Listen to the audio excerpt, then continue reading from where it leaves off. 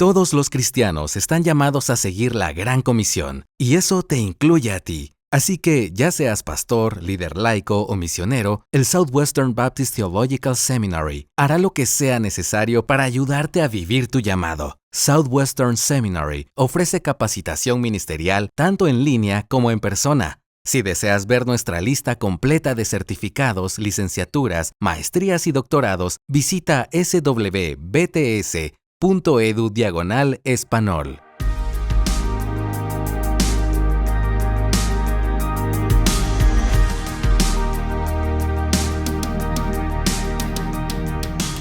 Bienvenidas una vez más al podcast de La Biblia y la Vida. Para nosotros es de mucho gozo, de mucha alegría, de mucho ánimo, de mucho entusiasmo, de mucho.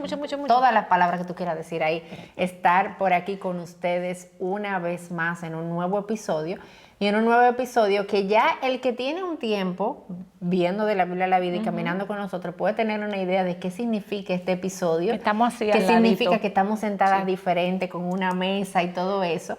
Y quizás tú sabes, quizás no sabes, pero te voy a decir, nunca queremos como que llegar a este punto, pero es bueno, es saludable.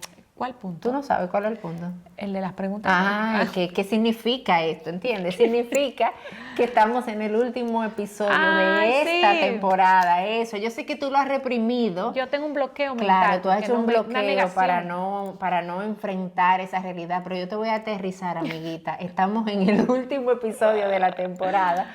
Y siempre nos da un poco de nostalgia cerrar cada temporada, pero la realidad es que hemos podido ver que es bueno. Es bueno para que ustedes descansen de nosotras también, ¿verdad? Y nos extrañen. Es bueno para prepararnos, para descansar para también. Estudiar. Entonces, esto no quiere decir que no vamos a volver. Sí, vamos a volver si el Señor lo permite y si es así su voluntad. Con mejores cosas. Con mejores cosas, ¿verdad? Si Él nos ayuda, si así Él quiere. Pero estamos por aquí en este último episodio y este es un episodio diferente porque lo que queremos hacer aquí es responder algunas preguntas que algunos de ustedes estuvieron enviándonos a través de nuestra cuenta de Instagram de La Biblia y la Vida. Tomamos algunas de esas preguntas y vamos a estar compartiéndolas con ustedes aquí. Charvela, yo te voy a hacer la primera pregunta aquí. Y alguien en nuestra cuenta de Instagram quiere saber, y probablemente otras mujeres también quieren saber esto, si como creyentes está bien el negarnos a tener hijos. Sí, es una pregunta que la hemos visto, que nos la han mandado bastante, así que queremos dar una respuesta basada en lo que entendemos que la Biblia nos ha revelado con relación a eso. Bueno, si leo la pregunta textualmente, dice, está bien negarnos, o sea, que implica que esta persona dice, yo no quiero tener hijos. No es que no puede tener hijos, sino que no quiere. Que no desea. Entonces vamos a basar la respuesta en la negación, porque esa es como la inquietud, si yo puedo decir que no.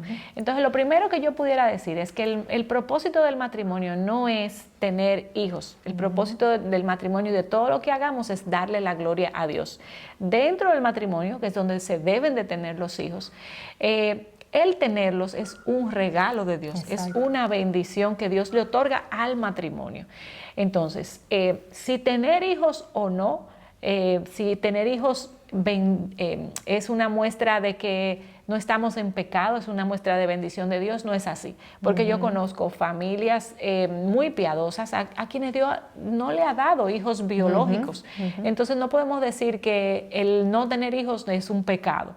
Ahora, el negarme, pudiéramos decir, bueno, vamos a escudriñar o escudriña tu corazón y ve cuáles son las motivaciones que te están llevando a tomar la decisión de, pudiendo tener hijos, no tenerlos.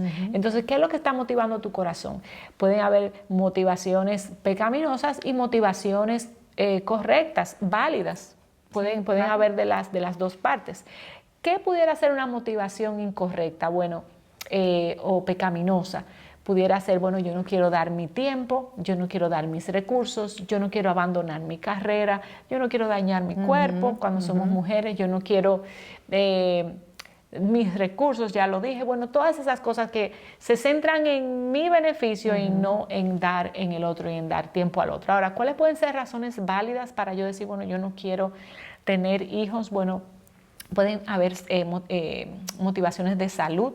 Yo tengo una salud muy precaria y tener hijos probablemente me lleve quizás hasta la muerte, algunas personas. Claro.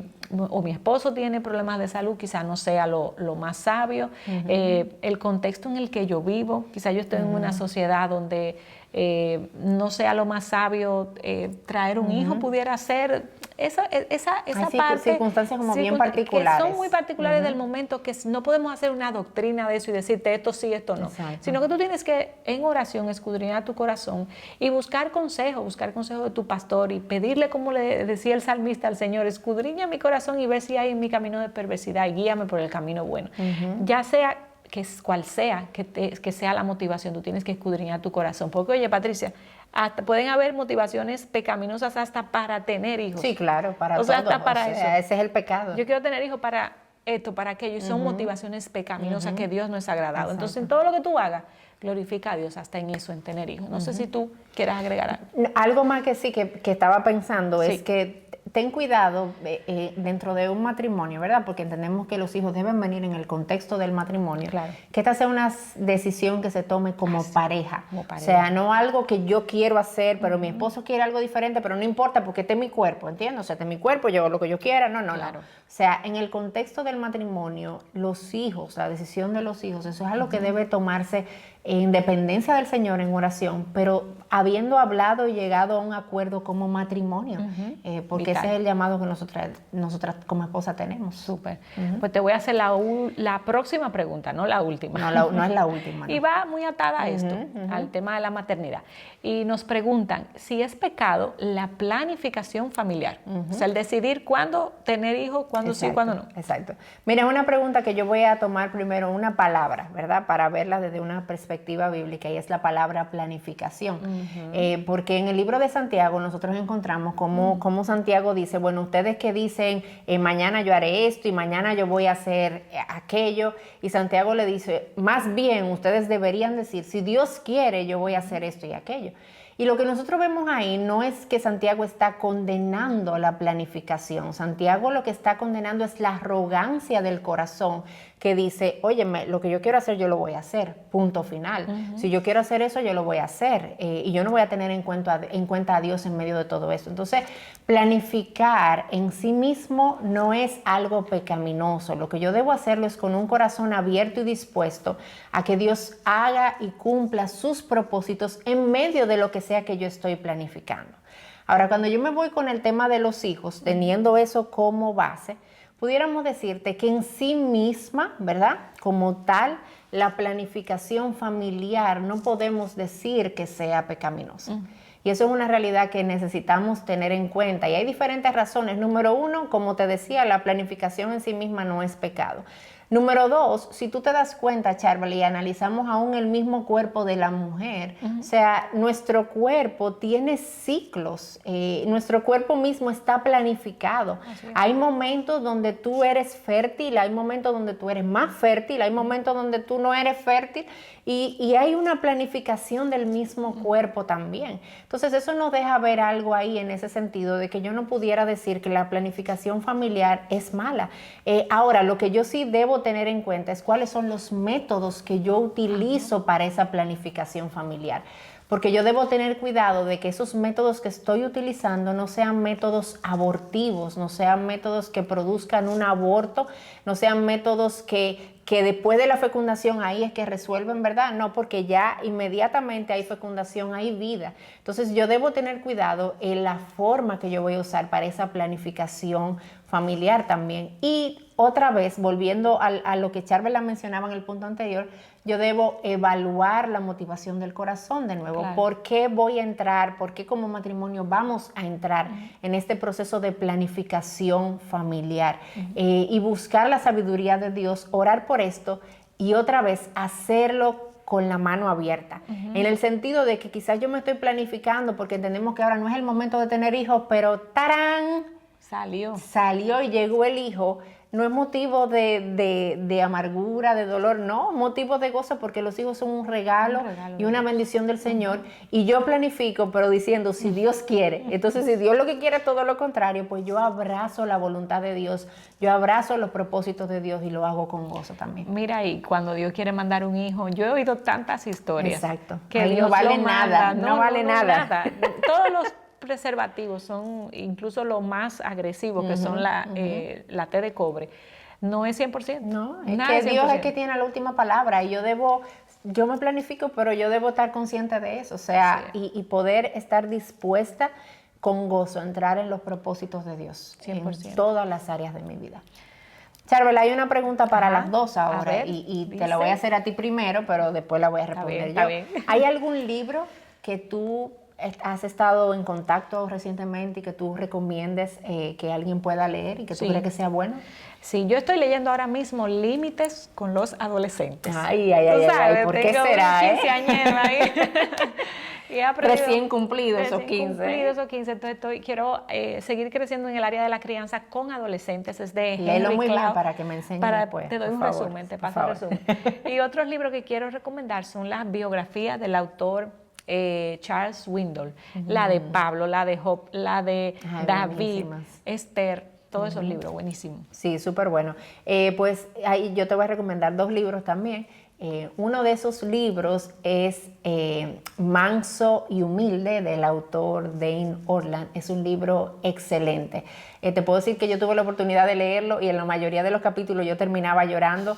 El llanto de la mujer no es necesariamente un estándar de que la cosa es buena o no, porque a veces somos muy lloronas, pero lo que te quiero compartir es que fue un libro de mucha confrontación para mi vida, fue un libro de mucha edificación, un libro que me enseñó a conocer mucho del corazón de Cristo hacia pecadores como nosotros, o sea, de su amor, de su misericordia, de su gracia, de todos los aspectos de su corazón y de su obra hacia nosotros. Así que es un libro que si tú no lo has leído, pues yo te invito a que tú vayas corriendo, lo consigas, lo compres y lo leas ahí también.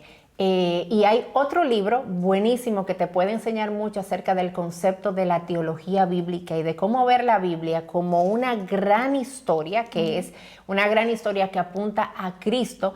Es el libro de la autora Nancy Guthrie, que se llama Mejor que el Edén.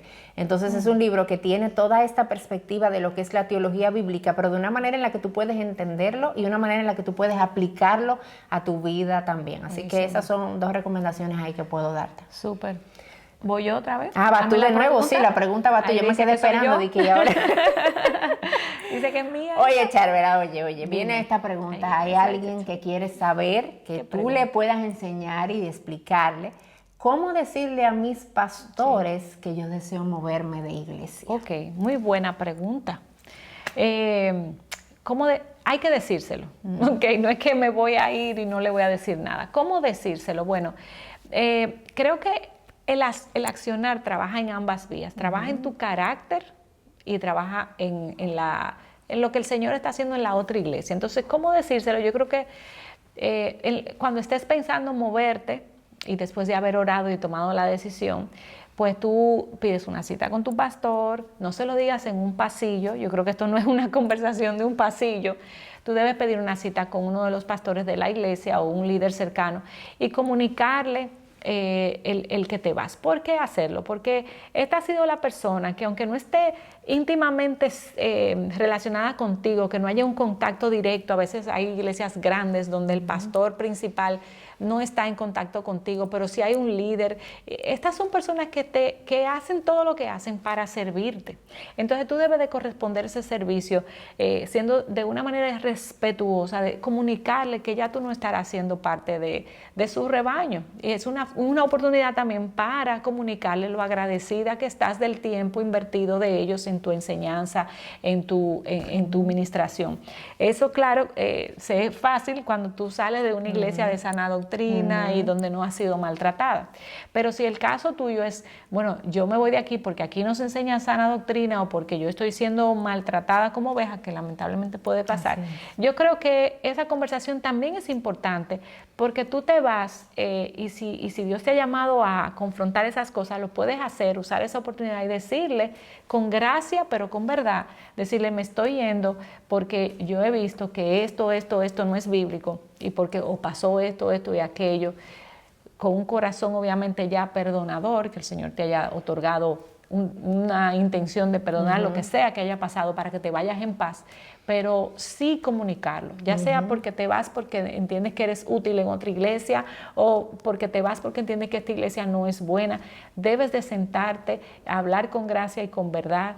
Si tienes que dar las gracias, da las gracias, y si tienes que decir algunas cosas, pues decirlas en gracia y con amor y deseándole lo mejor a ambas partes. Que Dios use cada conversación para edificación tuya y edificación del otro que te escucha. Y tú sabes, Charbel, algo para agregar. Si el caso es, por ejemplo, que es una iglesia quizás de mala doctrina o una iglesia, como tú bien mencionabas, donde no están ocurriendo cosas de una manera bíblica, si tú estás ahí y tú tienes un buen tiempo viendo eso, lo ideal sería que quizás antes de tú tomar la decisión de irte y de salir, porque puede ser que yo diga me voy y el pastor diga, oye, pero tú nunca me habías comentado nada de esto que tú estás viendo, tú nunca me habías dicho. Quizás tú puedes ser un instrumento para que tus pastores o tus líderes puedan ver esas áreas que no son correctas y tú puedes, antes de tomar la decisión de salir, inmediatamente acercarte y decirle, mire, yo quería hablar con ustedes porque he estado notando esto y yo veo en la Biblia esto y aquello, y con gracia y en amor exponer esto y ver qué pasa. Que puede ser que Dios provea y produzca una transformación en esa iglesia. Si se da el caso de que hablaste y no pasó absolutamente nada, pues ahí tú hablas, pero ya no fue como que, oye, nunca me dijiste nada de esto y de repente te vas. Entonces, creo que es muy hiriente, sí. Y respetuoso, creo también. Sí, claro, por más que sean, son personas que están invirtiendo su tiempo en ti. Bien, entonces, una para ti. A ver si tú quieres dar un 1, 2, 3, no sé si lo tienes. Pero ¿cómo salir? Esta es la pregunta. ¿Cómo salir de una mentalidad legalista? Una mentalidad legalista. Bueno, lo primero que quiero decir es que tenemos un episodio de ese tema. Sí. Hay un episodio completo que tú puedes buscar, episodios anteriores, que puedes verlo y buscarlo ahí sobre este tema del legalismo. Pero no creas que te voy a dejar solo con esa respuesta. Te voy a dar como algunas pinceladas solamente. Para poder entender, cuando hablamos de legalismo, hablamos de esta mentalidad que entiende que por las obras de la ley, el obedecer la ley, el obedecer los mandamientos, mis propias obras, yo puedo ganarme el favor de Dios, yo puedo ganarme la aceptación de Dios. El legalismo se centra mucho en mí, en lo que yo puedo hacer, en mi obediencia, en mi capacidad, en mí como la propia salvadora, no solamente de mí misma, sino de los otros también. Entonces eso es una mentalidad legalista. Y Charbel, ella sabe muy bien, porque ella me decía que cuáles son los puntos para salir del legalismo, y la realidad es que mencionábamos justamente en ese episodio que si te dijéramos, mira, punto 1, 2 y 3, estaríamos dándote una respuesta legalista y estaríamos tratando de combatir el legalismo con más legalismo. Pero al final, si tú quieres dejar de lado la mentalidad legalista, mi recomendación, mi consejo es que tú corras a Cristo y tú puedas acercarte a Él y tú puedas conocerle a Él, pero no conocerle para inflar tu mente, conocerle para entrar en una relación con Él, para amarle más, para conocer más quién Él es y asombrarte más por esa gracia que Él ha depositado y que te ha entregado de manera gratuita. Y que tú puedas reconocer también que la aceptación de Dios tú no necesitas ganártela porque tú la tienes en Cristo Jesús. Si tú eres creyente, tú has sido aceptada en Cristo y no hay absolutamente nada que tú y yo podamos hacer para cambiar esa realidad. Y no se trata de nuestro propio esfuerzo, sino de lo que Él ya ha hecho. Y yo obedezco no para ganarme a Dios. Yo obedezco no para ser aceptada por Dios. Yo obedezco sobre la realidad y sobre la base de que ya yo he recibido de manera gratuita esa aceptación y ese agrado de Dios hacia mí en Cristo Jesús. Amén. Tengo otra pregunta que es para las dos. Dice, un consejo para la maternidad. Dale tú primero. Yo primero, ok, bueno. Sí, porque yo acabo de hablar, tú sabes. Está bien, descansa. Bueno, mi consejo para las madres, que es algo que yo trato siempre de hacer, es, yo puedo ver la falta en mi hijo, yo puedo señalar la falta, pero yo me ocupo más de la motivación del corazón que produjo esa falta. la motivación del corazón, el pecado que hay en el corazón para hacer esa falta, es lo que yo quiero arreglar, no el hecho. O sea, a mí me interesa que él pida perdón, que él saque mejor nota, pero yo necesito saber cuál es la raíz del problema y ir a esa raíz y ayudarlo a él a cambiar la raíz, a derribar esas raíces para que ese árbol no siga dando esos malos frutos, porque hay malos frutos, ¿tú sabías? Sí, claro. Hay árboles que dan frutos que no se pueden comer. Entonces yo quiero ir a la raíz del problema y no concentrarme en el fruto del problema. Excelente. Un consejo que yo te daría, y quiero dártelo porque es algo que Dios ha estado trabajando mucho en mi mente y en mi corazón con el tema de la maternidad, es que aprendamos a ver a nuestros hijos como nuestro prójimo. Porque muchas veces nosotros no pensamos en el prójimo, en el otro, el que está afuera, pero a nuestros hijos no, a nuestros hijos lo vemos como alguien de mi propiedad, que yo puedo hacer lo que yo quiera y decirle lo que yo quiera y actuar de la manera que yo quiera porque eso es mío. El pobre. Y no es así, y le hablamos de manera en la que no debemos hablarle, y actuamos hacia ellos de manera en la que no deberíamos actuar, y que no lo hiciéramos, no seríamos capaces, Charvela, de hacerlo con otra persona fuera, pero con nuestros hijos sí lo hacemos. Ay, sí. Entonces, aprende y pídele al Señor que te ayude a ver a tus hijos como tu prójimo, y como un prójimo que está creciendo, como un prójimo que está madurando, como un prójimo que genuinamente está cambiando y que tú tienes la oportunidad de instruir. Pero velo de esa manera, como ese prójimo que Dios ha puesto ahí en tu casa también. Así es. Entonces, yo te voy a hacer una pregunta a ti. Hámela a mí. Ay, qué buena te esta pregunta. Ay. Oye, dice, ¿qué relación tiene el orgullo con ser tímida? Eso es mira, yo vi esa pregunta y yo dije, wow, está buenísima esa pregunta, porque a veces uno dice la timidez ya educada. Claro. Y el orgullo, Charvela, es increíble la manera en la que el orgullo se esconde detrás de tantas cosas que nosotros vemos completamente normales. Increíble. Y aprendamos a excusarlo. Y a veces es real que hay personalidades que no son tan espontáneas, no todo el mundo quizá puede hablar delante de una cámara, no todo el mundo se le hace fácil como iniciar la conversación, y eso no está mal, hay personalidades que son completamente diferentes, pero con el asunto de la timidez, y también puede ser con el asunto de ser extrovertido, porque el orgullo sale bailando en todo. Quizás yo no me atrevo a hablar porque yo tengo miedo de qué van a decir de mí y cómo van a pensar de mí. Quizás yo no me atrevo a ir a un lugar y yo digo que es porque soy tímida, pero la realidad que está detrás de mi corazón es que ahora mismo yo no me veo bien físicamente. Entonces yo no quiero que la gente me vaya a mirar, que me vaya a notar. Y al final eso es orgullo, porque para un lado o para el otro, el asunto está centrado en mí, en que el otro me vea o que no me vea, que me diga o que no me diga, que piense o que no piense. Y yo debo evaluar cuál es la razón real detrás de eso que yo llamo timidez. Quizás yo no me atrevo a tomar una decisión y yo digo es que soy tímida, y la realidad es que yo estoy llena de temor porque yo no concibo la idea de fallar. Yo no concibo la idea de que yo tome esa decisión y termine fallando, que yo tome esa decisión o yo me arriesgue a hacer algo y termine equivocándome, y al final eso es orgullo en el corazón también. No sé si hay algo más que tú quieras agregar ahí. No, súper bien. Entonces, atención, ¿verdad?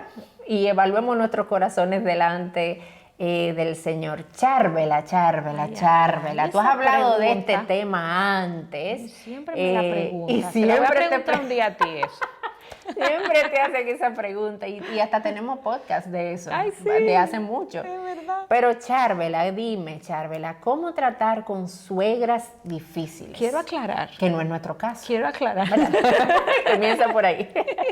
Que me hacen esta pregunta, no es porque mi suegra sea difícil, es porque lo hemos estudiado este tema. Oye, doña Nuri, ya usted sabe. No, de verdad, y Dios sabe, mi suegra Así es es. una mujer piadosa. Amén. Y una mujer maravillosa. Amén. O sea, que yo no me puedo quejar.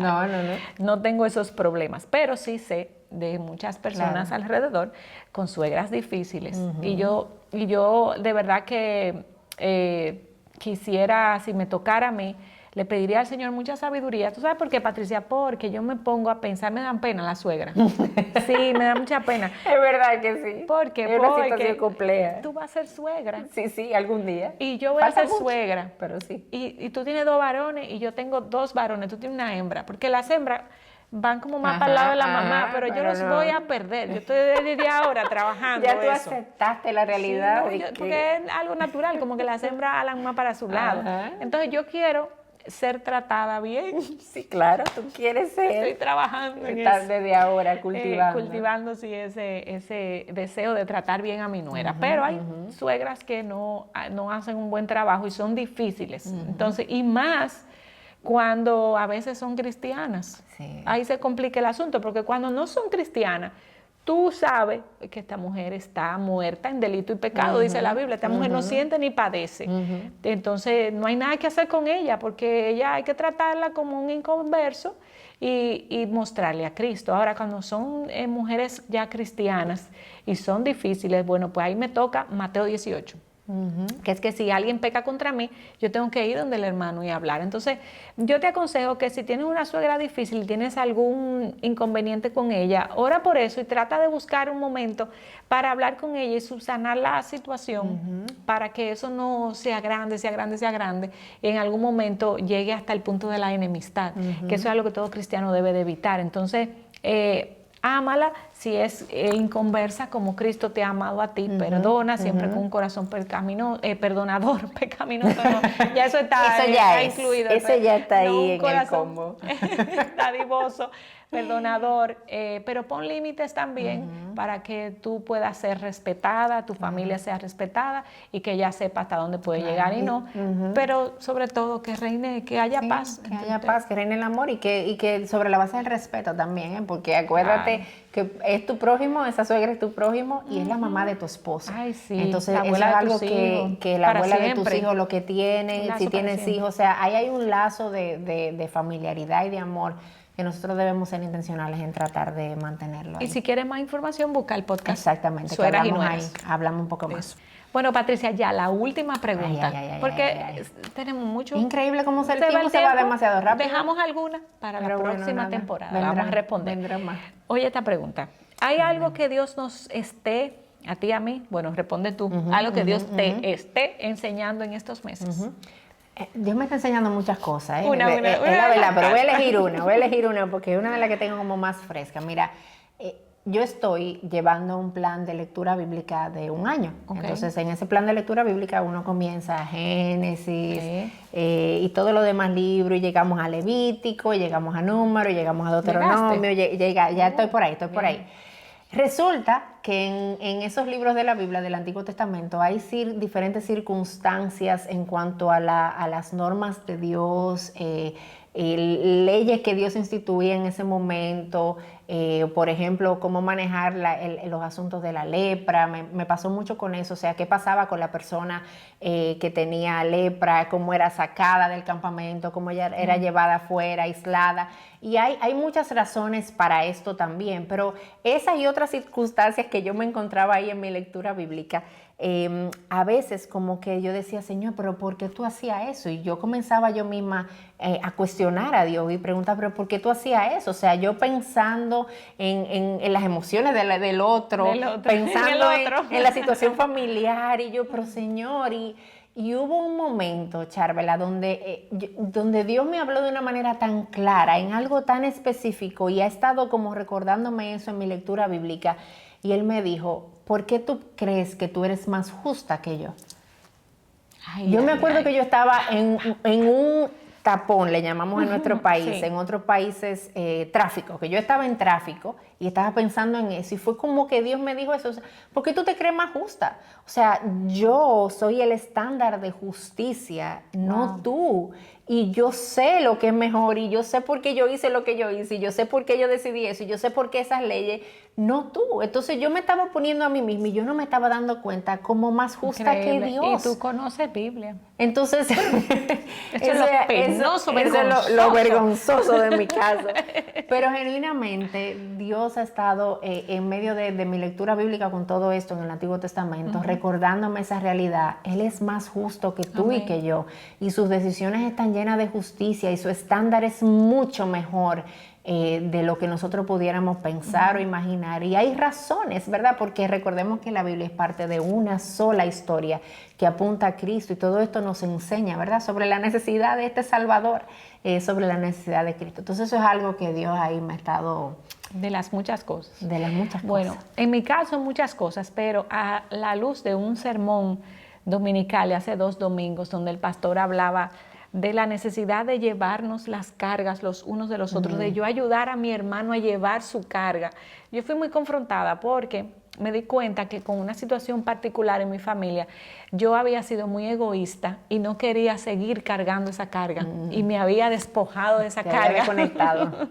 Entonces yo fui confrontada con eso y estoy trabajando en eso, en retomar cómo yo puedo volver a ayudar a ese familiar a cargar su carga y a llevarlo entre los dos y poder quizás alivianar su carga. Entonces estoy en eso estoy y en eso es lo que el Señor ha ido enseñándome, mostrándome en su fidelidad. Buenísimo.